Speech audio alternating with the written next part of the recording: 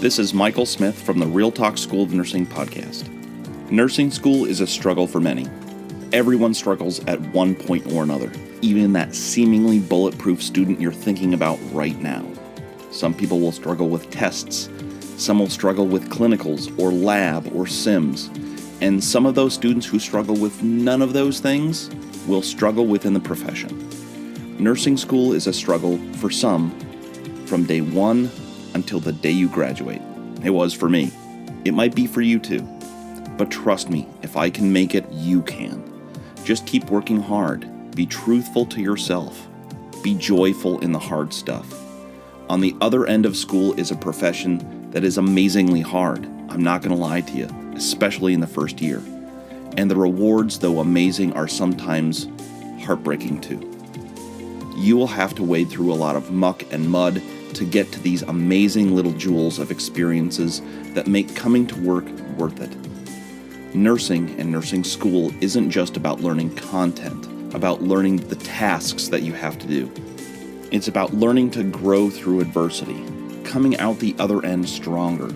You will struggle outside of school too, but I promise you when you make it, it's worth it. So I'll see you on the other end of this crazy nursing school journey.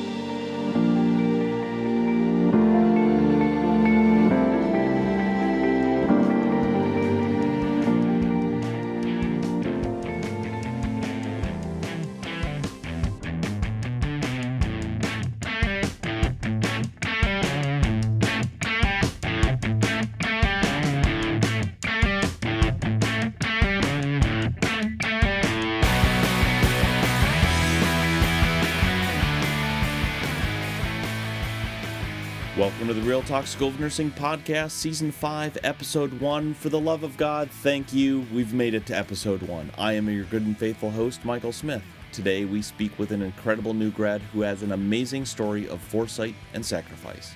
I can't wait to share this incredible story with you, and I hope that it inspires some of you who are wondering if you can do it, because she did. Brandy is a mother who made an incredible sacrifice to ensure her future and the future of her family, and she shares this incredible nursing school journey. Thanks for joining me. Let's jump right in.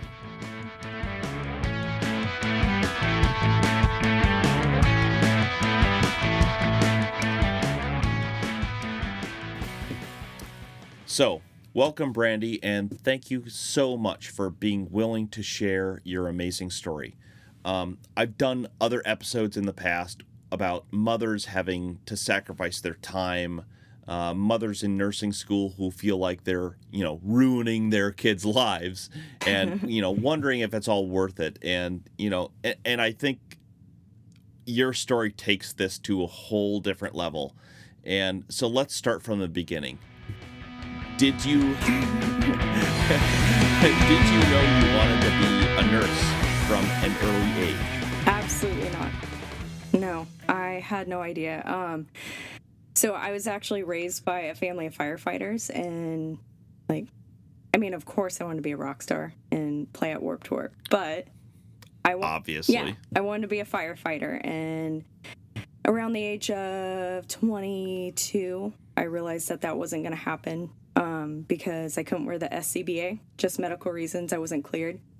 So, being completely honest, I threw a big baby fit.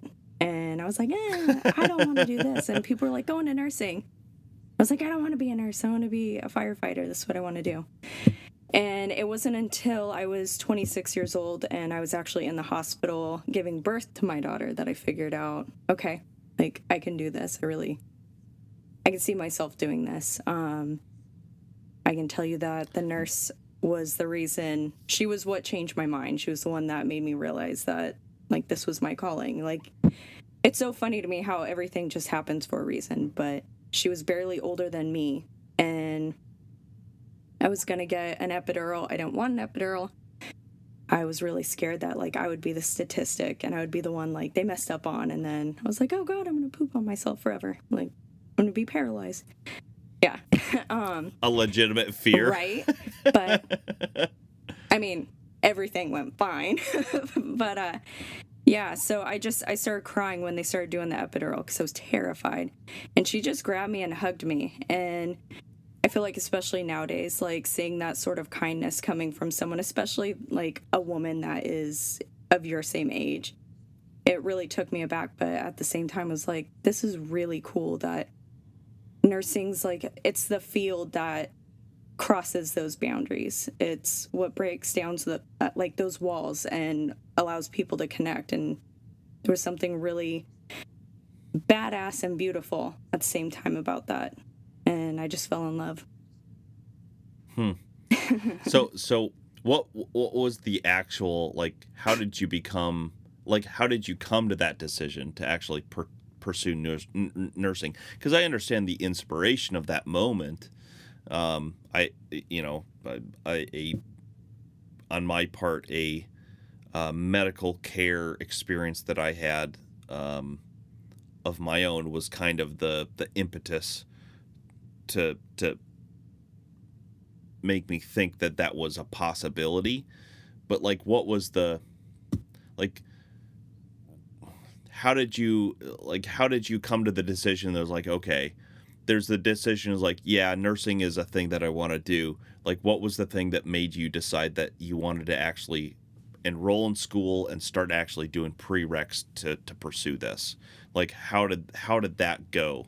Because you were married at the time, were you not? Yeah, I was. Obviously, well, you had a kid, yeah. So I don't want to be presumptuous. I'm sorry if I was. No, but, not at all. But you were married at the time, and so, like, how did that discussion go with you and your spouse to say, like this is something I want to do, to actually enroll and then start prereqs? So I think before I answer that, I should probably preface, like, my high school, the school that I came from, we were very, very poor. And, like, I didn't know what the SATs were before I got into college, and we didn't have AP classes. Did we go to the same high school? Oh my gosh. I don't know, we might have. But, yeah, and, like, I had 2 math teachers that literally they looked at me and said, I don't have time for your stupid questions. Or one of them, he told me that, very like, helpful. I wouldn't be smart enough for Algebra 1B because I couldn't find my way to the nurse. Now I'm kind of realizing how ironic that is, but in this conversation, that's real-time discovery, kids. But yeah, so while I was in the hospital having Primrose, it's like that quiet voice just kind of started to whisper to me, like, maybe you could do this. But in actuality, I didn't really believe that I could, because I still believe, like, you're not smart enough, like, you can't do these things, you haven't been prepared. And by that point, I had been in college for a little bit, and I'm sure many people can kind of connect with the idea of you're not going to do great, like, building your GPA if you're just not in love with what you're doing or what you're studying. Like, that's really, really hard. And, like, kudos for those who can, but I couldn't. So I had a really bad GPA. I started going for my prerequisites. I had a 1.76. So, woo, to answer your question, right? Woo. And it wasn't because I was stupid. I know that now. It's just a lack of direction. And I think a lot of people have that. And I feel like someone needs to say, hey, it's okay to feel like that. And just because you did feel like that at one point doesn't mean you can't move forward. But the thing that made me want to actually jump in, like, feet first, like, okay, let's full on do this, let's make this happen, was I started taking the classes that I didn't turn my homework in and started building up my GPA. And then it was my chemistry class, actually, because I actually really loved it. I really did. I hated chemistry so much. Okay, so I thought that I would, and I thought that I'd be really stupid. So, you know, like, when you go into chemistry, or at least yes, ours did, where you have to take, like, an assessment just to be able to see if you can stay in the class and keep up. Okay, I failed it. I got 2 out of 20. I got 2 out of 20. And I walked up to him, and I was like, look, I understand what this looks like, but I want to go to nursing school, and I want to prove to myself that I can make it through this class. So please just let me stay.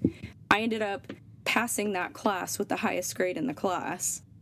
And yeah, so it was intro to organic biological general chemistry or whatever. I don't know. But it was at that point that I'm like, okay, I'm not stupid. Like, I can do this. And every single class, it just kind of reaffirmed, like, you're on the right path. This is where you're supposed to be headed. And every single day, like, that whisper that I talked about, it just got louder and louder. And, like, now that I just graduated on December 18th. Congratulations, by the way. Oh, I know. I'm so excited. You should be.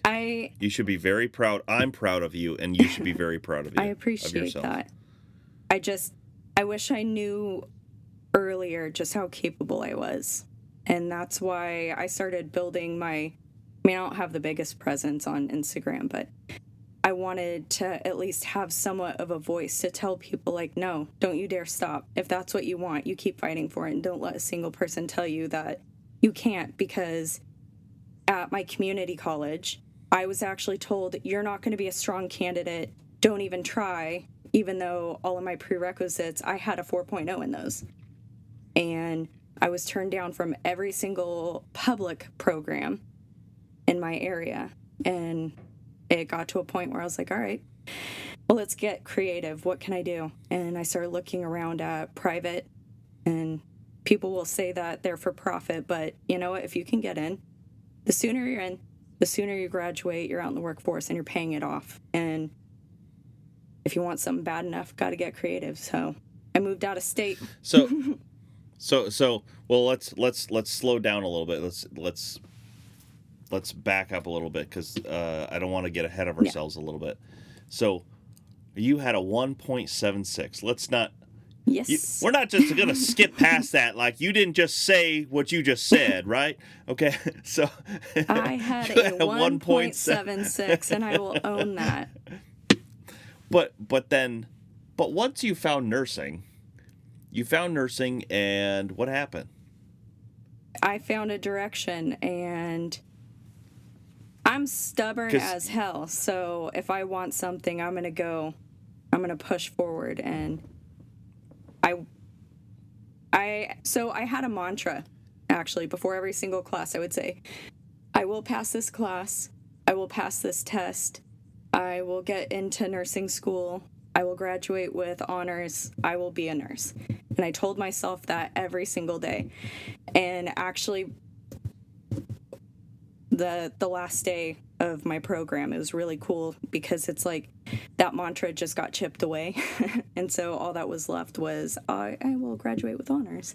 It was a really cool feeling. So what did you, in your prereqs, what was your GPA at the end of a prereqs? I applied to nursing school with a 2.99, which is not great by their standards. Just by their standards.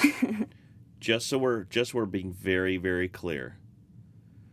I graduated from my bachelor's program, or my bachelor's degree, with a 3.000000001. So, you know. So just to get into nursing school. Not bad, kid. Where I'm at, I'll say I'm in California. So the part of California that I'm in, it is very, very competitive. And the median, actually, why'd I say median? The lowest GPA that this particular university quoted me was a 3.74. They said, if you don't have 3.74, you shouldn't even apply. And there's no way I would have gotten in. Yeah. No. Well, I don't want to say it. No, well, I shouldn't say that, because like similar to you, like once I started doing my prereqs, because in my undergrad, you know, I don't want to say I was directionless, but I was just like, I was like, whatever, as long as I graduate, I don't care. You know, as long as I graduate, I can get commissioned into the military and I can go, and that's cool, and I don't really care. I didn't care about my major. I really didn't care about anything. I just wanted to get into the military. And so my GPA was kind of, I don't want to say pointless, but pointless. Mm-hmm. And then, so I think I graduated with a, like I said, like a 3.00000.5. But then, but then I started with the prereqs, and I had like I was getting straight A's for the first time ever. And it sounds kind of like you had a very similar experience. But, you had, so like, how many schools did you apply to initially within your own state? One. I thought so. And here's why. I talked to 6 schools. Okay. In my area, as well as further down in California. With like a legitimate, somewhat reasonable driving distance exactly. from your house. All within my general area. I was not allowed to apply. I was not allowed to. What? They did not let me apply. I literally could not hand in an application. I went, even the community college, I went to the dean of the school 3 different times, and I kept saying, look, I have a 4.0 if you look at my prerequisites. In physiology, I have this grade. Like, I have A's. Just let me apply. And I think that holding students to this stupid GPA standard, I think it does a huge disservice to the healthcare field, because, like myself, I'm a little older in the program, but I learned a lot. I know what I want. I'm a mother. I'm a wife. You know what I mean? And I feel like at that point, you start to go to school for a different reason. Like, you know what you want. I'm not here to party. Like, I'm taking care of my kid. And they would not let me apply. So I had to apply to... I want to stop you there, because I think that's a really important thing to stop you at. No, because I think this episode, I think, speaks to people who have kids, people who are married, people who are maybe pursuing a secondary degree. Like that's an important thing, and it's one of those things in the application I can't address. I don't understand, and I can't, like, I don't know how to address the fact that there were a couple of schools who wouldn't even allow you to apply. That doesn't make sense to me. That sounds like kind of communist California BS, to be honest with you. Sorry, whatever. But that sounds like seriously, like that's some dictator bullshit. But if you are in those positions, like, I think from my perspective, and from other, like, not just my perspective, but other people who I've spoken with who are in, like, the in the academic world, who look at applications, they're like, yeah, like, those other things matter. And if you can do your application, say, look, I didn't really care. I wasn't a motivated student in my undergrad, but once I found nursing and I found kind of my purpose, and I saw these things and how I could affect change in my life, and how I could affect positive change in other people's lives, I found my pathway. And for me to be able to say, yeah, then suddenly there was a point to me going to school, and there's a point to me doing this, and a point to me doing that. Like, I think that's a really important thing, and I don't want to lose that in this conversation, because if you find yourself, in similar circumstances where maybe you did some prereqs, you went to not a nursing school, you went to a community college, and you were just taking classes because that's kind of your expectation, or you were just kind of seeing where you were in life and just taking generals, and maybe didn't have the greatest GPA, like, that's okay. You just have to be able to explain that in your GPA, or in your application, and that essay is your opportunity to do so. So again, I'm sorry I didn't want to go too far aside from this, but I wanted to make sure that we paused on that, because I think that is such an important aspect of the story here. So you sat down with the deans of this school, or these schools, and multiple times, and you got the same message essentially. Yep. Over and over. Yeah, and How'd that make you feel? I think that you're going to find this about as funny as I found it. They actually had an Excel spreadsheet that had an algorithm that you plugged in your GPA and like grades into, and then it popped out this magic number. And if you had the right magic number, then you were allowed to apply. So everything was based on this piece of crap algorithm.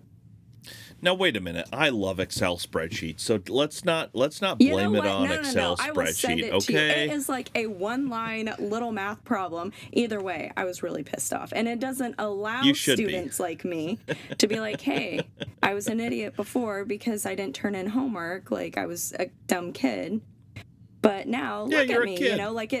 That algorithm doesn't allow you to see who the real people are, and honestly, like the competition here just to get that GPA, and these poor kids are so stressed out that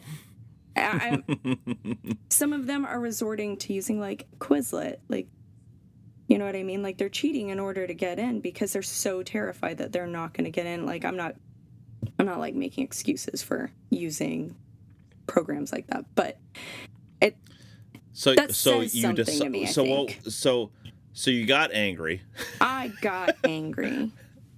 So you got angry. So I went to a private school. So you didn't apply school. to the schools that. So they. No, I am not gonna give them my money if they're gonna be jerks and judge me based off of a number. Then no, I don't want to give them my money. And so where'd you apply? Not that like, don't make this into an advertisement for the school unless you really want to. But so you applied to you said a private school? Yeah, it was a private school. Yeah. Okay, and did you get in? No, I didn't. Not to get ahead in the story at all, okay, but so I mean, wait a minute. What? I don't really care. Like, can I say where it's at? Because I think that if people listen, like they'll kind of understand more. So it's Chamberlain University. So the way it works is there's a whole bunch of satellite locations all throughout the United States. So the one in my area was very, very new. So, for example, the one out in Phoenix that I went to for a bit, they were 3 times as large. So they can accept 90 people, whereas my location could only accept 30. So I wrote this killer letter. I got a 97 on the HESI exam, and I got rejected. And I was so angry, and I cried, and then they're like, oh, but we could send your application to Phoenix. And at that point, they told me I would have had like 3 weeks to move. And I'm like, I can't. So wait a minute. Just so I kind of understand the geography. I'm in Northern California. I would be 16 hours away. So, woo. Big move. And that's a big move. Yeah, like my daughter was going to elementary school. My husband had a job, and obviously, like, he couldn't magically get one out in another state suddenly. So it would have been 3 weeks. I would have had to leave everyone, and honestly, at that point, I was really freaked out. This was 2017. And so I just backed out, and I threw another baby fit, and I'm like, it's just not going to work. And I left nursing for a little bit. Okay, I see the timeout. No. I just like I don't want to go too far into this because I want to take a break. Okay. I want to take a break. The plot thickens. Soonest, yes. I want to take a break eventually. I don't want to stop. I did the timeout sign because I just wanted to slow down, just make sure that we didn't get too far ahead of ourselves. But so you're 16 hours away. Yeah. So that's why I backed out of the first time, because a part of me felt like, oh my goodness, this isn't going to work. I can't leave my family. And I was those people that you saw me post to online. that's the reason why I was talking to him, because I was that person at one point where I was willing to say, no, I need to stay home and be a mom. I can't do this. I'm just going to have to figure it out. But as a healthcare worker, I think you'll understand. I feel like having the ability to be a healthcare worker, I genuinely think that's a gift. It's like a superpower. And if you're not living that, if you're not like embracing that, I feel like nothing else quite fits. And 2017 was really rough on me because I felt like I was trying to make something fit. I was still searching. I felt like I had reached the end of the road and I didn't know where to go from there. And then 2018 came. I think that's a good stopping. Yeah. Let's stop there. Let's take a quick break, and when we get back, let's keep going with the story, because it's man, like, woo. Patience. What is that? Who even has time for that? PIE is P-I-E. Patience in everything. It's a simple yet difficult yet powerful thing to learn. Think about the last time you were impatient. What came of it? How patient am I with others? How patient am I with myself? How patient and kind am I with the trials and unexpected turns in life? Am I patient and fully aware of the blessings of each day? I've been given a gift, be it fruit or life. It's up to me to choose how to use it. This is a book of short essays on life through something as simple as pie. Here's Coletta reading Pieology 101. Pieology 101, the synchronicity of pie in life. How awesome to ponder how our Creator has put our individual ingredients so carefully together. Yet we get to choose our finishing touches and the temperature settings of the day. Sometimes we're hot, sometimes we're not. Every day is spent forming our own creation of self. Some days we also form a pie. Our ingredients of the day can be mixed up, nutty and complicated, or just sweetly simple. Fruits grown out of even the best soil and conditions may become bruised, but even imperfect fruit can become a pie to savor. Life, as imperfect as it may be, has a multitude of savory and sweet bites in each new day. Pie in life, filled to the brim with the fillings of our choice, oozing and bubbling over, and just so beautifully messy. Pie in life, any pie or day can end in failure and be perfected on the next. Pie in life, presented in pieces and are just what is left over, or sometimes well presented, well-rounded as a whole. Pie in life are made up of a beautiful variety of spices and different tastes. Pie in life, overworking can make it too tough. Pie in life, tender care will always produce a perfect foundation. Pie in life, dig in while it's fresh. Share that creation. Get your copy of The Pie Letters by Coletta Hewitt in softcover or ebook from thepieletters.com.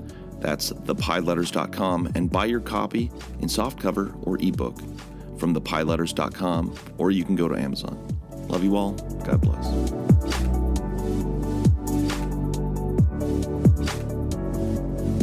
You're listening to the Real Talk School of Nursing podcast.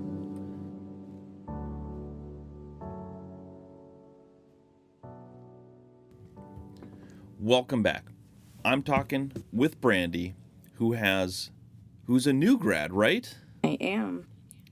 I don't want to skip over that. We kind of covered it a little bit in the last time, but you just graduated. Such a newbie that I haven't even taken the NCLEX yet. I'm still waiting You on my letter. haven't even taken the NCLEX? No. Oh, you're still waiting on your letter? Yes. That is Very for frustrating. me. That was, I think, like 3, 4, 5 days, something like that, and it was like, I need my letter. Yeah. So we were actually horrible. told, oh yeah, we're sending all your stuff to the BRN on the 21st of December. So you guys should have it in like a couple days. Well, it's been since the 21st and I still haven't heard anything. And Death. I'm getting antsy. Yeah. The good thing is that you have, it's not like you don't have something to do. It's not like you're just waiting for this so you can apply to this other thing, and there's not this long 4 to 6 week process that has to go. Like, you can still study, you can still get ready for the NCLEX, even though you don't have your ATT.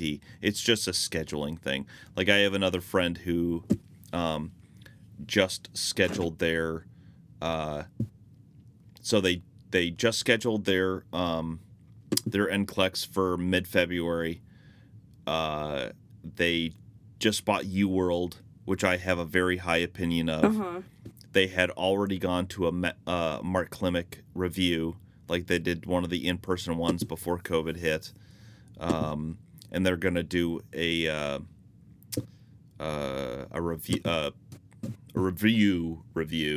So they're a second time goer, which means that they don't have to pay for it. It's like $25 or something like that, and they can go through it again, which is a great benefit. But like they're going through all this process all at the same time. So they just got their ATT day before yesterday, or maybe even today, I think.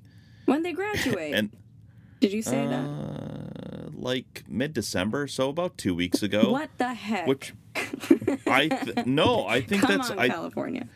No, I think it's we're not in the same state, but like it's a legitimate gripe. It shouldn't take that long to get an authorization.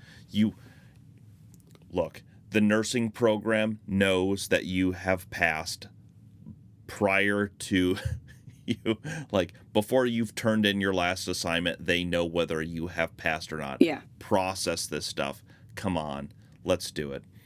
But anyway, so I just didn't want to skip over that because I think it's appropriate to say congratulations to new grads. Like, it's a big step. Like, it's a huge sacrifice for a lot of people to go through this, through this whole process. And it's a horrible process. Like, nursing school sucks.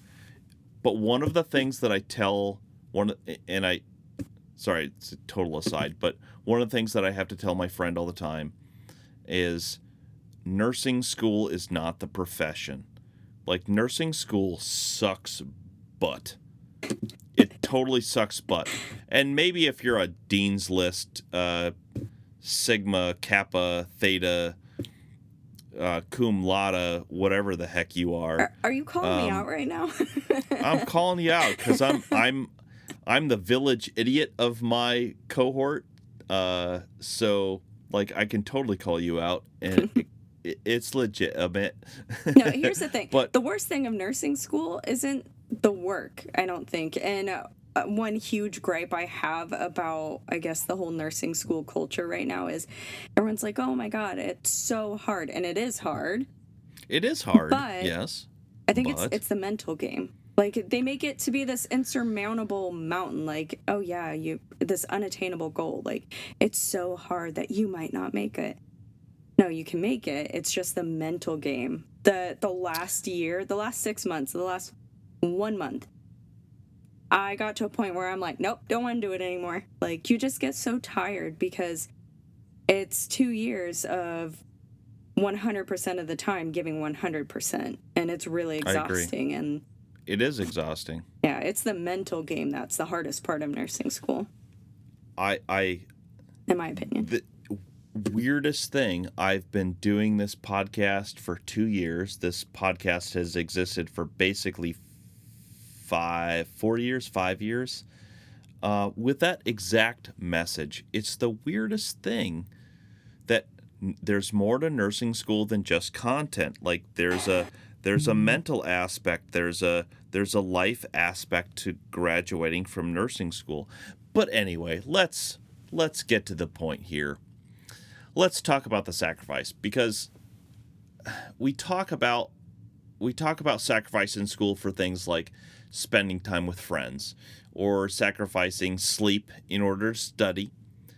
100% chance you have stayed up late at night if you're in nursing school. But like, what you did brings this to a whole new level. Like all of us have like said to friends, no, I can't, I gotta study, or no, I can't do anything this weekend because I'm in clinicals. No, I can't because I gotta do this.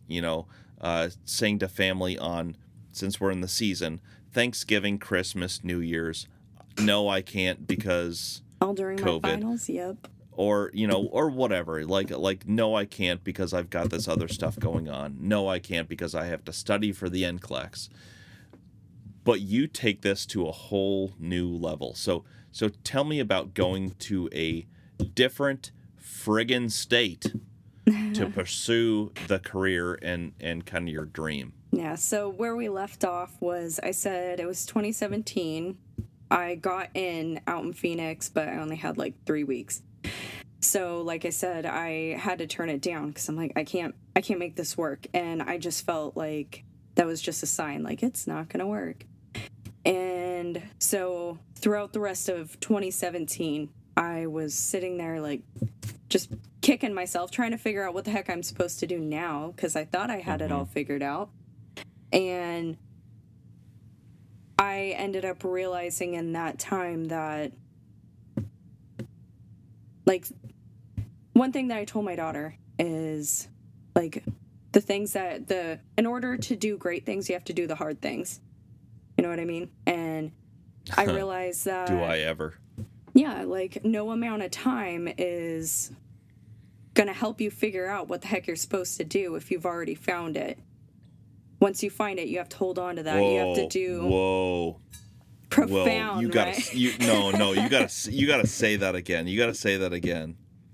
What I say, no amount of time is going to help you figure out what the heck you're supposed to do if you've already found it. Holy shit. I'm gonna... Oh, man. Now I gotta make a meme about that or something. Oh, my God, I'm famous. That's good. You're famous now. I'm not even famous, and I make the memes. I make all the memes that all the big pages like use. I never see it shared. I know that it does. I know that it gets stolen. Nurses, yeah, they like to steal it and then they put their watermark. I'm like, oh, I know where that came from.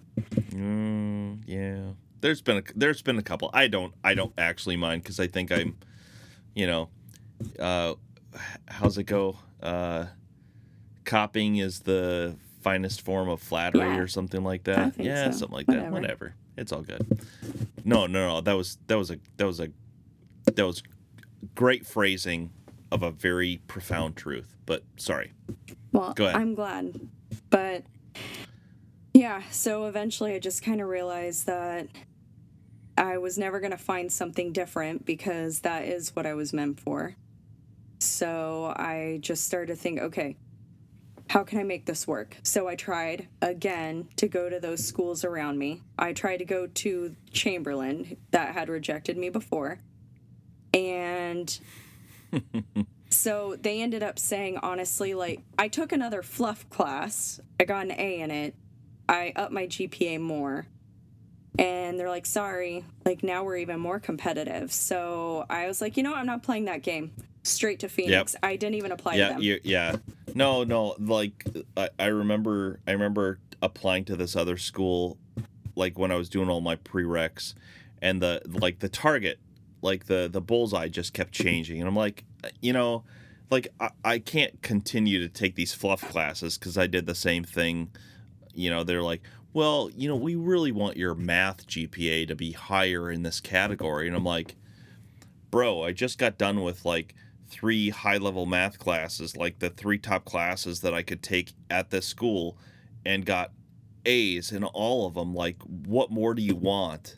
Money. Like, you can't, like... More money, more fluff. No, but that's the thing, is, like, it wasn't... the money's not even going to you. It's going to this other school. And it's just costing me time, dude.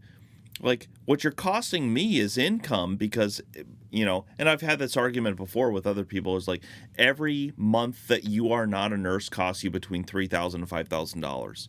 That's statistically true, no matter what you do, no matter what state you're in, no matter what, adjusted for income or not. Like, every month that you're not a nurse costs you between $3,000 and $5,000. So if you're going through prereqs, for example, and you're doing, one class at a time to make sure that you get an A, and it takes you 5 years to get through prereqs, and there's nothing wrong with that. If you have another job and you're taking the slow route, don't think that I'm talking bad about you. I'm not. However, like if you are like going through and you're just like, you can take more than one class, you should, because there's other skills you're going to learn on that, like time management, life management, like all of those things are an important skill that you're going to have to use later on. But so, okay. So what happened when you needed, because eventually, you have 3 weeks to leave. So you applied to the other, you're like, this time screw around, you guys, I'm going to Phoenix. Yeah. I'm going to Phoenix. This time around, I had more time because I had discovered the school a little late the previous year. So now that I already knew about the school, super annoying. I had to retake the HESI, but whatever, I did really well. But I you had a 97 on the first try. What'd you get on the second try? Do you remember? I think, oh my God. So my daughter got the hand, foot, and mouth. Oh no. She got hand, foot, and mouth, and oh my gosh, that was the worst experience as a parent because you can't make it go away. It just itched. She cried all night long. I got to the HESI with 2 hours of sleep. I remember, like, I felt like I need to call my husband and be like, hey, come pick me up, because it was like the state of like such low sleep that I just felt drunk. And I think I got 94 the second time, which really pissed me off. But I mean, I still did well, but she still was like, sorry, not much changed. I don't know about getting into this location. So I was like, fine. And I think you put it perfectly, like the bullseye, like it just kept moving. So I'm like, you know what, fine. I'm just going to go straight to, I almost said straight to Target. I'm a mom. Straight to, I don't know, it's late. I just sent it straight to Phoenix, got in immediately, and we had about 2.5 months to plan. My husband didn't get a job there, so I moved all by myself. And that was really, really hard. Like the prep for it. We tried to talk to my daughter about it. At that time, she was 4. Ooh. So, man. And keep in mind, like, by this point, she had already watched me work really, really hard for about 3.5 years. So she knew what school looked like. But obviously, she never had her mom bounce out before, which is how I felt before. Like at that time, I felt like I was just leaving and I felt awful. And I know a lot of moms feel like that because I read it every single day on social media. But the night that I was going to leave, the dagger in my heart, the thing that almost got me to just bail on the program was, my kid is 4. I brought her to my mom and my dad's house, and I'm laying her down. We're going to leave at like 9:30 at night to start driving to Phoenix. I lay her down around 8. I'm cuddling her in bed, and she looked at me, and oh my God, it makes me cry every time I talk about it. She said, I'm almost tearing up right now. Like, Mommy, you didn't have to leave, but you're choosing to leave. And I burst into tears, and I just said, you know what? I know that you're really angry right now, and I don't blame you. I'm honestly really angry too, but sometimes if you want to do big things, you have to do the hard things, and you'll see the life that I'm building for you, and you'll realize what it was all for and what it takes to build this. Like, it's not going to be handed to you. And I know that she understands that now, and it's really cool to hear her talk about it. How old is she now? She's 8 now. 6 now? Yeah, she's 8 what? now. Oh, 17. Yeah, I suppose that makes sense. I can math. No, she was 4 when I started. I can math. Yeah, she was... Yeah, but 4. that was 17, right? Know. I don't know. She was 6, I don't know. 5, It's all the like just same. before. I don't know. So I started the program. I had like 2 years and 4 months left. So she was like right before her birthday. I don't know what's happening. Anyways, but she said, No, I think my kids were 2 when I started my nursing program, and they're That's 6 rough. now. Yeah, that's rough. 2-year-old twins, man. You have twins? I have twins. Oh my gosh. They're fantastic now. Now. No, I do. Like I'm one of the dads. Like I did not enjoy infancy, and even a lot of aspects of toddlerhood were really hard on me as a dad. My son had some medical issues and stuff like that, and that was, being away for all of that was incredibly difficult.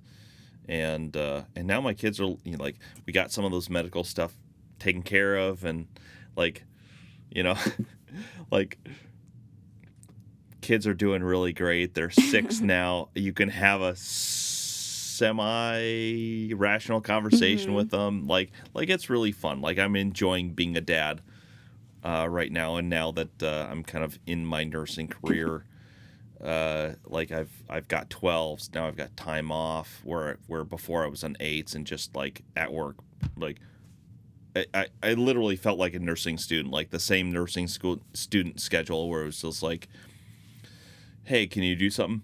Nope, I gotta work. Yeah, like see, my hospital it's the same does deal. 8s It's the same too, deal, yeah. And I'm a little Yeah, it was irritated about horrible. it, but Yeah, 8s are horrible.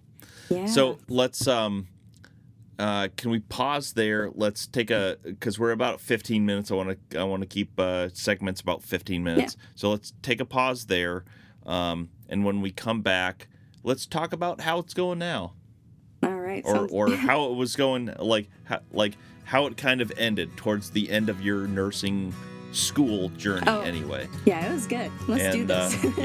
yeah. So when we come back, let's talk about that. Okay. Yeah, sounds good.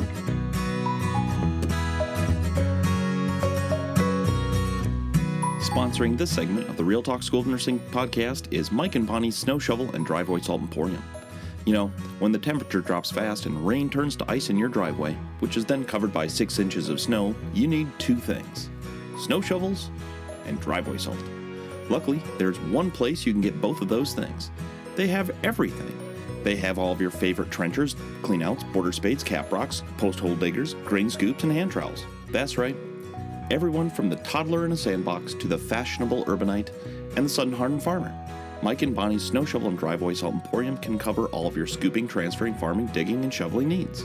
So, stop by Mike and Bonnie's Snow Shovel and Driveway Salt Emporium off Route 44, where the only thing that's deeper than the holes you can dig with their great shovels is their discounts. Bring your receipt from Nick's Horseless Diner and get an extra 5% off of your purchase. Oh, wait, this just in from Stuffy's, where all the food is served by waiters and waitresses on horseback, that if you bring your hoofprint marked placemats, you can get an extra 10% off of your purchase. I asked if this was in addition to the 10% you get off for being a Real Talk School of Nursing podcast listener, and all I got in response was... I'm not entirely sure what that means, so let's get back to the show.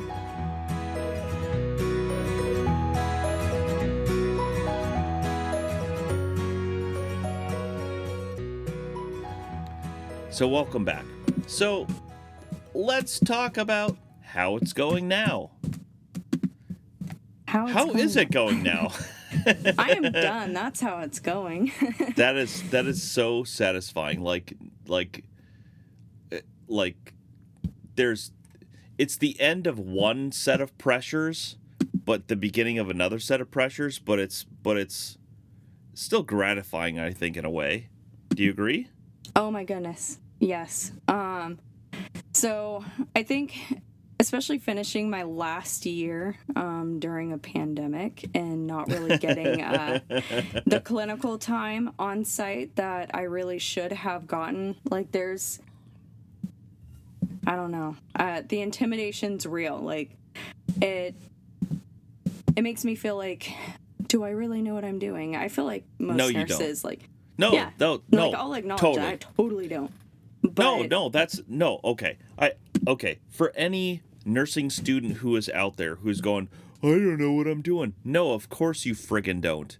It doesn't matter. You could be working as a ER tech in the craziest level 1 trauma center in the freaking United States, and you could get your degree and get hired back to that same department and become a nurse.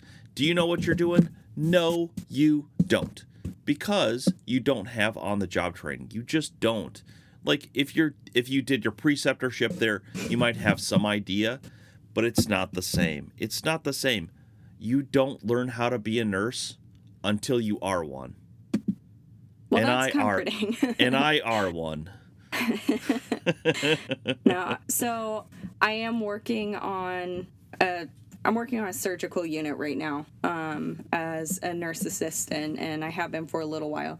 So, I mean, I've gotten offers from that unit, from Telly, and then as well as out of state. So now for me, like, my new stressor is no longer like, oh, I gotta turn in this homework assignment. It's like, oh crap, where, like, what department do I choose now? Like, where does my family belong? Right. But kind of you have going a lot back, of options. I know. I can just imagine how many options you have.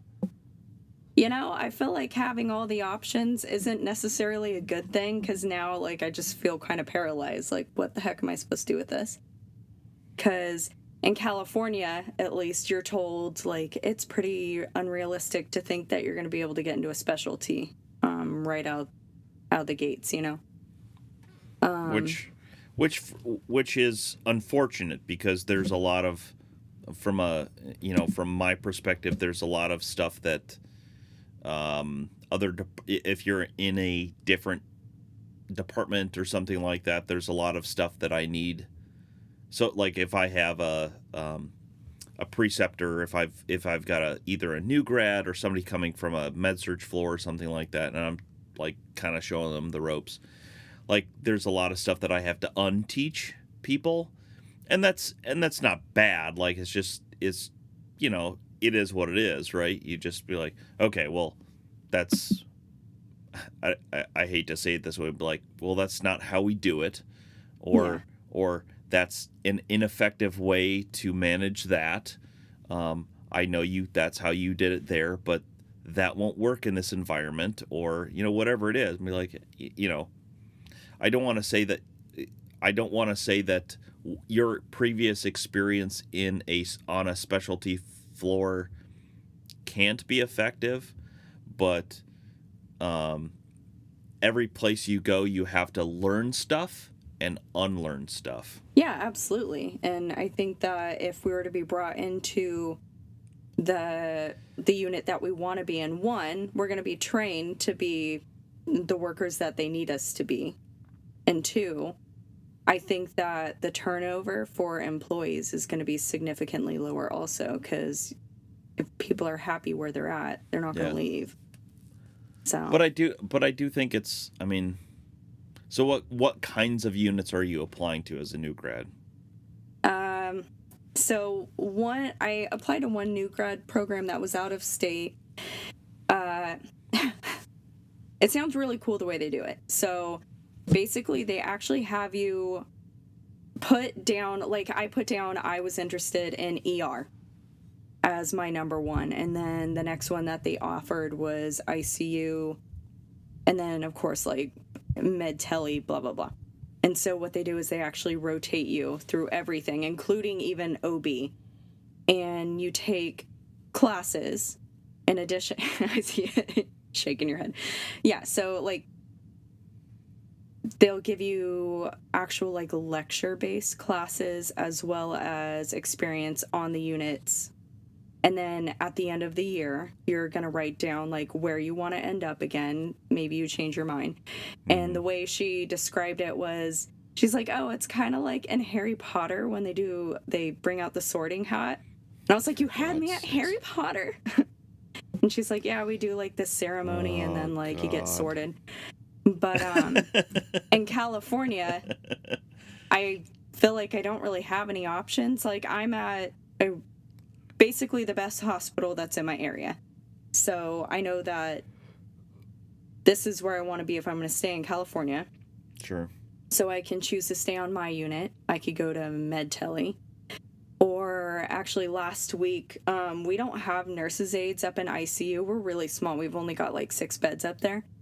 But they brought me up as an NA because we had some wild people up there and some stuff went down, and I called out to the nurse, but she didn't hear me. So I like gowned up, I ran in, and I just started like doing stuff like without even realizing like, oh, like I kind of know what I'm doing just a little bit.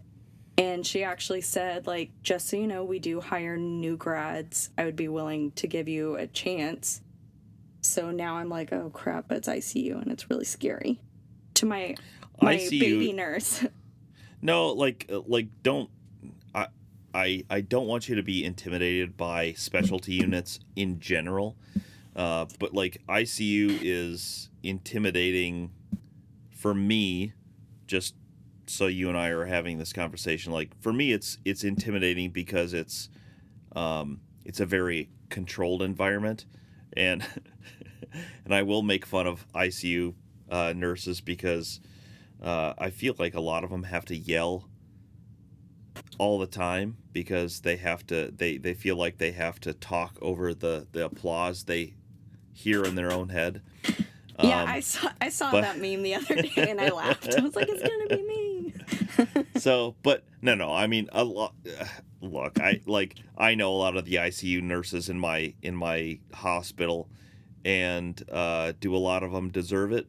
Yeah, they do. Yeah, they do. They're pretty awesome. The only caveat to that is, like, they were worse when they got to me. They were worse when they got to me. And they were even worse when EMS picked them up. So, like, you know, yeah. There's... No, but actually, the weirdest experience that I had ER to ICU was that I had a patient, and the ICU rejected my patient, and you're like, okay, so they must have been like, okay, this is more appropriate for like a whatever step down unit maybe, or you know, blah blah blah, whatever, some some med surg unit. No, the ICU charge nurse told me in my ear on the phone, this patient is too sick for the ICU. And I'm like, what? Jigga, what now? What? Or as where are you gonna send like, him? or brickology. I don't know if you guys. I don't know if anybody out there follows brickology on Instagram. I love that. I love that guy. He is hilarious and he makes great content. But one of the things the character, what? Oh my goodness! They're too sick for the ICU. What? No, but if anyone, if you're a new grad and you are considering going to the ICU or to the ER or to some other specialty unit and stuff, like, go for it. What do you have to lose? What do you got to lose? Like, is orientation going to suck? Yes, it's gonna suck. It's gonna suck. It's gonna be pretty horrible. I think you should be prepared to have a horrible life for like 3-4 months as you are just climbing this horrible learning curve. And but it's for a horrible life. Glad I got into this. It's true. Like there was, I come from a very, very busy ER. We're the highest volume ER in the state, and we have very high acuity patients. I was at a different unit, or I was at a different hospital as a tech, and the most intense patients that we ever had there would be like a normal patient, in the hospital that I'm, or in the ER that I'm in now. And it's just like, it's crazy. Like, there was times in my orientation where I just got out into the parking lot and I'm about to walk in. I'm like, dude, I don't know. I don't know about this. Like, I feel like I should quit because I don't think I can take this another day. And then I walk in and I suffer through the 8 hours where I just hate my life and, question my entire existence in the medical field at all. And then eventually it just gets to the point where things just start clicking. And you're just like, oh, well, that doesn't seem so hard. And then you're adding a little flair to some some basic skill. You're like, pow! Now you're joking with patients because they're like, oh, is that a butterfly? I'm like, no, it's an IV, and it's a lot bigger. So prepare yourself. And you start making jokes about it, be like, oh, what's some IV jokes I do like all the time, like be like, oh, my veins roll, and be like, yeah, so do my eyes. Let's go. Just start, I like it. No, like, if you are at all interested in going into a specialty unit, I highly encourage you to do so because it's a great place to go. You will become highly trained, highly skilled in a very short amount of time. The caveat, though, is that the initial 3 months really, really, really sucks. And the first year, like after you're off of orientation, you'll feel like the first day of orientation all over again because it's like, well, now I'm on my own. But again, you're not on your own because you have this great team of nurses who are around you and can help you, and hopefully you've built some trust with them over the past couple months.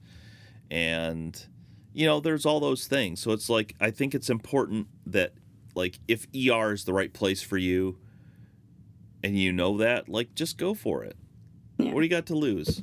Some sleep and some stress. Right. You're going to be stressed. You're going to be stressed. Give me a chance, I guess. Yeah.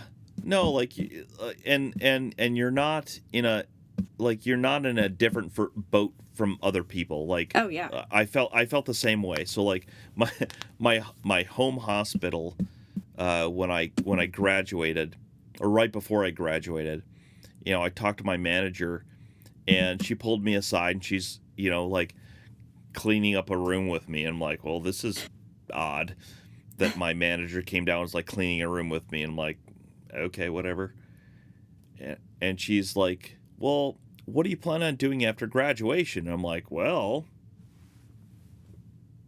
ta-da. I don't know. What am I doing?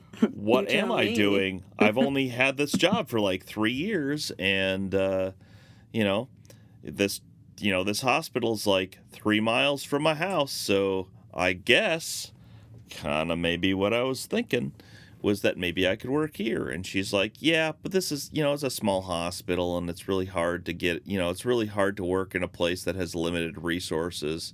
And I'm like, hi, my name's Michael. I've been an employee here for 5 years.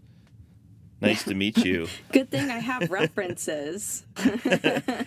So, and she ended up being right, is that me going to a larger hospital, I gained a lot more experience than I would have. I remember there was a nurse who had been a tech before and became a nurse like right as I got hired there. And a year and a half in, like, they were still working on IV skills. And I'm like, I think I have more IVs under my belt in the first, in my orientation than that nurse had in the year and a half, before they got kind of comfortable with it, because just lower acuity patients, and it is what it is, right? See, and that's my concern with one of the units that I've been offered on, is that I feel like I kind of have some catching up to do, because COVID really, everything, the shutdowns affected the but you're gonna have catch up to go. Yeah, you're gonna have catch up to do no matter where you go. Yeah. So, like COVID, I kind of want the higher acuity just so I can learn, like, put myself through the ringer again. Yeah. COVID or no COVID, it doesn't matter. Like you're gonna have a lot of stuff that you're gonna have to catch up with, and it's gonna suck. It's gonna suck. Like I've done previous episodes where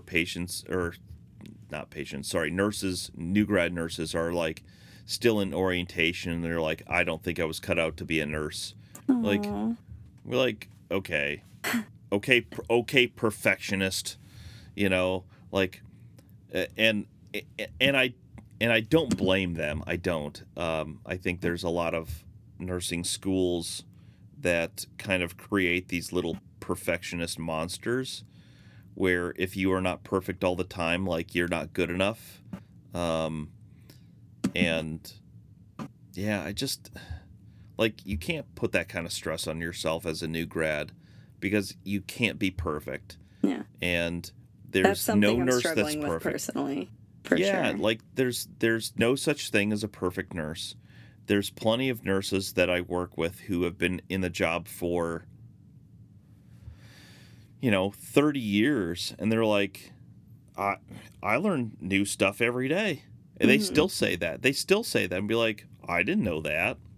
And I was like, look, I'm a moron. I just taught you something. That feels pretty good. Or there's one of my I'm going to tattle on one of my stab nurses. One of my stab nurses came in to help me with a patient, and I had this patient, no fluids running. They had an IV, and they were slow pushing a 1 milliliter drug. And they're just like slow pushing this 1 milliliter syringe, just super slow. And I'm like, and then I watched them flush it, like hook up the flush it. And I'm like, you realize you gave all of that medication all at once. And they're like, well, what do you mean? I was like, well, the tubing on this thing is 1 milliliter. Well, what do you mean? I was like, well, you slow push this thing over 2 minutes, which means it took 2 minutes for you to get to the very end of that extension from the IV. So if you push this slow and then you flush it fast, you're sending the entire medication all at one time. And you spending 2 minutes slow pushing this thing was completely asinine and pointless. That's and they're hilarious. Like, well, what do you mean? So I was like, okay, so go fill a syringe with 1 mil. We're going to take a dry extension, fill it up, and be like, push it all the way. Now flush it the way that you just did. And they're like, holy shit. I'm not saying, I'm just saying.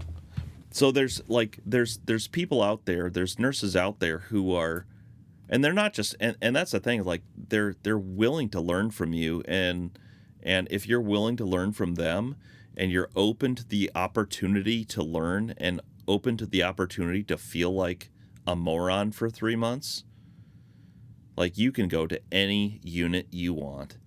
You can go to anywhere you want. Don't be afraid. Don't be afraid to extend yourself into something that you're afraid of, because redemption is on the other side of hardship. And if there's any phrase that I could use to define the sacrifice that you went through, like you went through a horrible experience. You literally left your family for how long? I was away from them for a total of 5 months, and then they moved with me for the last 4. So 5 months away from my little kid, my hubby. So, I mean, I know that there's others that have been separated like for longer in order to live this, I guess. But for me, that was enough. He finally got his job. He moved it out there, and then we're like, okay, this place, we need to move back. We needed help. I was starting clinicals, needed help of the grandparents just to get my daughter to and from school. So, yeah, came home and, yeah, chipped away at that mantra I talked about and graduated with honors. So okay. So go through the mantra again. So I would say I will pass this test. I will pass this class. I will get into nursing school. I will graduate with honors. I will be a nurse. Okay. So then So what was the first one? I will pass this test. The test. So Yes. after the last test, then it was what? I'll pass this class. Yep. I'll pass And then this test. and then he passed the class. And then what? I will get into nursing school. And then he got into nursing school with honors. And then wait. But then you got into nursing school and you had to start all over again. Oh no, we ignored that part. We're moving on. We ignored that part. I may not pass this test. Oh no, by that point I was so determined. I'm like, no, we're gonna do this because, being told you can't even apply, like, I'm vindictive. Like, I'm gonna be all salty when I'm done. I'm gonna show you that I graduated with honors. And I gotta ask you. So, like, when you were in like tests, and many of my classmates felt the same.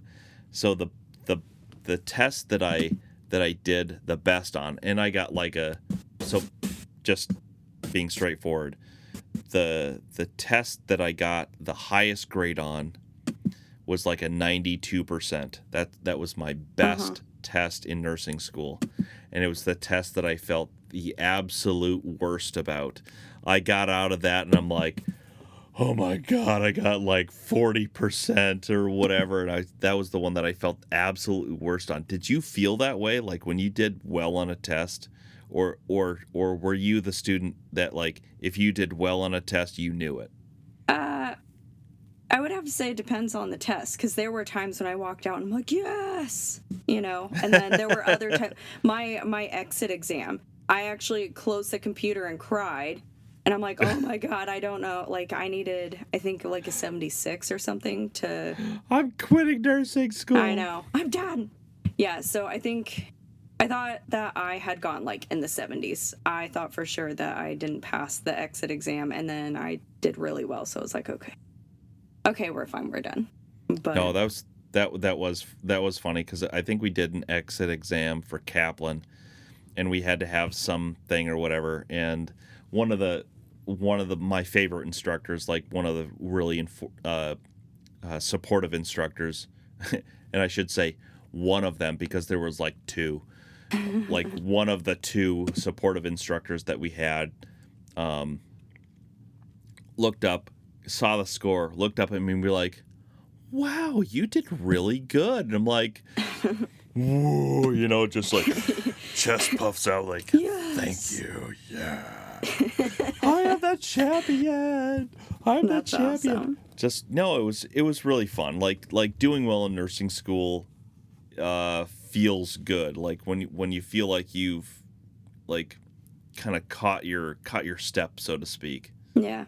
I think so. I feel like the defining moment for me in nursing school, oh my gosh, I loved pathophysiology. That was my favorite class. I love it. I actually, one day, like, if I want to get out of a hospital, I would be totally fine with teaching that class. I love it so much. Yeah, but totally. I passed the final, and my professor wrote me a letter about how I performed on that exam, and it was just such a nice thing. She said, she commented on my score, and then she just said, like, I'm really excited to see where you go in this. And it was just a really supportive letter, and it was like the first really quote unquote hard class of the nursing program that I had taken. And going back to that small voice, it just got louder and louder, like, you're meant to be here, you're doing the right thing. And I printed it out, I kept it on my wall above my desk just to remind myself, you're gonna get through. It's tough, but you'll make it through. And if you're a nurse and you're listening to this, like, those little comments to nursing students, like, no matter what it is, like, we had the dumbest thing. We had a nursing student come on, and the nurse who was precepting this nursing student, got to go home early, or there was a shift change, or whatever it was, or she got busy in a room. Where it's like, okay, we're not going to send this nursing student into this ISO room because it's not appropriate. And they're like, hey, Mikey, can you take this student? I'm like, okay, sure. So, this person I've never met before, I don't know who they are. I don't know what their skill set is. And I was just like, okay, well, we're going to do we got to do a bunch of push meds. So let's do this whole thing and whatever. And they just did this, they just got the syringe out and then peeled the needle and got it all whatever. I'm like, hey, that was a really nice technique. And I didn't think anything of it. She got hired as a nurse in my department. Aww. And probably like 3 months, she got done with orientation. I saw her passing in the hall, and she stopped me, and she's like, hey, I never thanked you for that. And I'm like, what? Like, I don't remember it at all. Like, I have no memory of it at all, but they do. Yeah. No, like, that, you that have stuff no is what idea keeps us how going. much. I agree. Like, it's kind of sad. Like, how We how cling little. to it. No, like how little encouragement it takes to keep you going. Yeah. Like, just something. Just like, if you are in a position to help someone or to say, you did a good job with that. Like, I am not the person, like, I'm the person who says, you need to tell them the truth. If they did a shitty job, like, tell them that so they don't think they did a good job when they didn't. Yeah. Like, I'm the person who says, like, be truthful with them. But if they did a good job, tell them. Yeah, like, I don't want to be an idiot. I don't want to do it wrong. And for me, Right. It's like, if I'm doing it wrong, tell me. I want to learn I'm literally paying money so I can be told I'm doing something wrong so I can figure it out and do it right next time. But Okay. So let's take. I want to take about 5-10 minutes or something like that, Okay. and because we're kind of towards the end of the program, or towards the end of this episode, Uh-huh. I want to talk about what you're doing for your NCLEX prep, because you're getting ready to take the NCLEX. Don't tell me the date, because that's I don't nobody's have business a date, but your so own. I can't tell you anyway. Well, I'm still waiting for my letter. That's the exact appropriate thing you should say to everybody. Be like, I don't even know what my date is. I couldn't tell you, because it's nobody's business but yours. Yeah, and then that's a lot more stress. So, because if the date rolls around, they're like, hey, how'd you do? And I'm like, whoa, about that. Yeah, no, and I took the test twice. I took the NCLEX twice. Mm-hmm. There's nothing wrong with that. Like, Yeah, no, I know a lot of people that had to. I know Mark Klimek in 14 months ago, fall November. Let's see, November 2019. I did a great interview with Mark Klimek, and he talks about, like, the most talented, the most fantastic, the top nurse he's ever known through a 40-year career in nursing. Failed their NCLEX 4 times. Well, boards. At that time, it was boards. Yeah. But, well, maybe it wasn't. Maybe they're younger. But they're like, he's like, are you kidding me? Like, you're the most fantastic nurse I've ever known. Test taking is not happens. Necessarily. Yeah. Like, for me, it was, I got overexcited. I got super impatient, which is a huge fault of mine, which is why I fit in really well in the ER, because I'm super impatient. So if you're impatient, look to the ER. I'm down. Let's do this. There we go. But, so where are you in, like, how are you studying? What are you doing? How do you feel about where you are right now? I was just asked that recently, and my sense of humor, I thought it would be funny to say, I thought I was just going to wing it. I did not find that funny. No, so, UWorld, I have a very high opinion of UWorld questions. I thought about getting it, but it's so expensive, and I am broke. Okay. I'm going to tell you this. I'm going to tell you the same thing I tell a lot of other students, is that it pays for, okay, So I'll give you the craziest stuff. So back when Mark Klimek was doing the in-person stuff, which he's starting to do again, which is really great because I think they have one in California coming up in February, I think, beginning of February. I'll have to look end into of February, something like that. He has a review coming up, but it's one of the other instructors. It's not Mark, but she's also fantastic. She's great. So let's say that I had to fly from Florida or from Alaska to Ohio because I could only take Mark. I only wanted to take a class from Mark. So it's $1,000 to fly both ways, which it isn't right now, which is no big deal. So $1,000 plus I got to rent a car, plus I got to buy meals, plus I have to get a hotel, plus I got to pay for the class, and then all this kind of stuff and incidentals. Let's say it's $1,500 to $2,500 to do that whole thing. Guess how many months it takes for you to pay for that?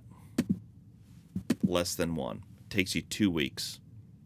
On a nursing salary, it takes, no matter where you are in the United States, It takes you less than 2 weeks. So for you to pay for the 60 days and the 60-day one assessment version of UWorld, how much is it? Like $130? I was told it was like $250. Something I don't think it's that. I don't think it's that I much. hope not. I don't think it's that much. Maybe it is in California because California's California. But I don't think it's that much. But so let's say it's $300. You pay for that in 1 day as a nurse. Yeah, for sure. No, and just saying. Saying. So right now I've been going over like the NCLEX books. Just because I don't have my letter yet. Now that California has been shut down again, I've been told that our testing sites are really stupid right now. Gavin Newsom. Oh, don't get me started. But so I really just don't know how long my exam's going to be pushed out. So I applied for my interim. I started looking at the books, and then I was initially waiting to get UWorld because I wanted it to last me a little bit. So honestly, I think I told you, like, I'm off quite a few days, like starting Sunday. So I was planning on purchasing it and going through. I just have to buck up. Money. I think they're doing an online review, I think in January, maybe end of January, for Mark Klimek, and I would highly recommend that. Okay. Yeah, for sure. And again, like, shout out to Mark Klimek. Love you, buddy. No, I seriously do. Like I've texted him back and forth and texted back and forth with Trevor a little bit. His kind of, I don't want to call him a sidekick. That's a huge insult to Trevor, but his second in command. Robin. How about? No. He's like second in command. Trevor's like second in command. He's an awesome dude. But yeah, like, They do such a great job. I think Mark Klimek is probably, I think he has, bar none, the best NCLEX prep out there, and I'm not beholden to Mark. He's not giving me anything for this. Like, he's not a sponsor of the show. I don't get anything back for like saying he's a good product. But yeah, I totally believe in him. And I still use his product, not his product, but I still use the knowledge that I gained from that today, like the electrolyte stuff I talk about all the time. But like the electrolyte stuff is like something that I use in my head all the time at work. Awesome. Because I deal with potassium and magnesium and sodium deficits or high values all the time. The time. All right, well, you sold me. And if I fail, I'm just gonna write you like a scathing email and be like, "What the heck?" You should, and you can fly to my state and you can slap me across the face as much as you want and blah blah blah whatever, and I'll pass that on to Mark too. No, like this is from Mark. This is from Brandy, you bastard. So, no, you're gonna be fine. It's gonna be good. The many conversations, of the many conversations that you and I have had together, I have no doubt that you are not only going to do really well on the exam, I have full confidence that you are going to do great as a nurse. Forgive yourself for the first few months as a new grad. No matter how smart you are, it's a rough couple months. It's a rough couple months. So forgive yourself. And if you are a new nurse, forgive yourself. Give yourself time to grow. Give yourself time to grow. Because, again, redemption is on the opposite side of hardship. Redemption is on the other side. You know, if there's anything that I can define this story that Miss Brandy has brought to us here, that new grad nurse Brandy has brought to us, is that redemption is on the opposite side of hardship. And that's, I think, where we need to end the show today. Thank you so much. I can't thank you enough for bringing me this story. I can't believe that I got to record with you. I'm very grateful. Thank you so much for coming on with us today. It means amazing. A lot. It really does. Like, you know, for me, it's just, oh, well, here's my story. But it's kind of cool to hear that maybe it can help someone out there, because I think it needs to. I think there's a lot of people out there who need to hear it. And if you do hear it and feel inspired by it, please write into the show. You can reach us at realtalknursing@gmail.com, through Facebook, Twitter, Instagram. You can use the boomer email address, because apparently I'm a boomer, which is weird because I'm a gray beard millennial, actually. You youngins. But thanks for joining me on the show. I appreciate it so much. And keep me updated on how you're doing, and maybe after you're like in orientation, come back on the show. Let me know how you're doing. Okay? Oh yeah, for sure. Well, we'll make sure that's during orientation, and I'll tell you all the hard parts, and then all the hard parts. Yeah. All right. The crazy Talk stuff. to you later. Right, thank you. Bye. Are you tired of the same old badge reel? Do you have to wear the same scrub color as everyone else? Are your undershirts boring and kinda stinky after wearing your lucky shirt through 5 in a row 12s? You can wear your personality in other ways. Go to badgeladybynerdwear.com and check out her massive selection. Tell her you're a Real Talk School of Nursing podcast listener and use the promo code REALTALK20 at checkout for 20% off your order. Expect 2 to 3 weeks for custom orders and a few days depending on her actual job schedule, because she's a real nurse, to get your badges made and shipped. I know you'll treat her like your best friend at clinicals, so go to badgeladybynerdwear.com and order the coolest custom and original badge reels out there. Go to badgeladybynerdwear.com and use the promo code REALTALK20 for 20% off your order. That's badgeladybynerdwear.com and use the promo code REALTALK20 for 20% off your order.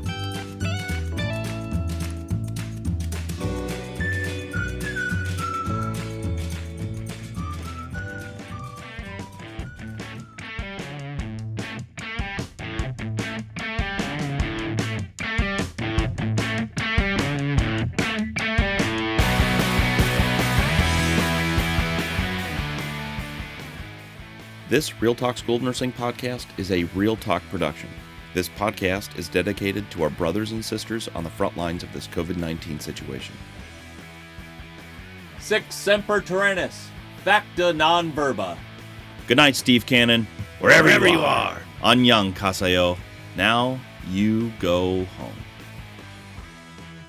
Thanks for listening. You can support the show directly on our Patreon account at www.patreon.com/realtalknursing and gain benefits such as early content, shoutouts, and special swag. Write into the show at realtalknursing@gmail.com or use Facebook, Twitter, or Instagram at realtalknursing. Thank you for supporting our friends, affiliates, and sponsors and following us all on social media. More listeners, likes, and followers means more and better shows. Make sure to share the episode with classmates and give a hand up to those who are coming behind us. Don't forget to reach out and tell us if you have any announcements or special shout-outs to friends, classmates, or colleagues. If you like the show, the Real Talk School of Nursing podcast is available everywhere, so go to wherever you download podcasts, Subscribe, rate us, review us, write into the show, and smash that subscribe button. Remember to leave only 5-star reviews because that's the only ratings that count to get us noticed by more nursing students. We want you to be part of this crazy nursing school journey. The Real Talk School of Nursing podcast is a holy moly, I can't believe you're still listening to this podcast.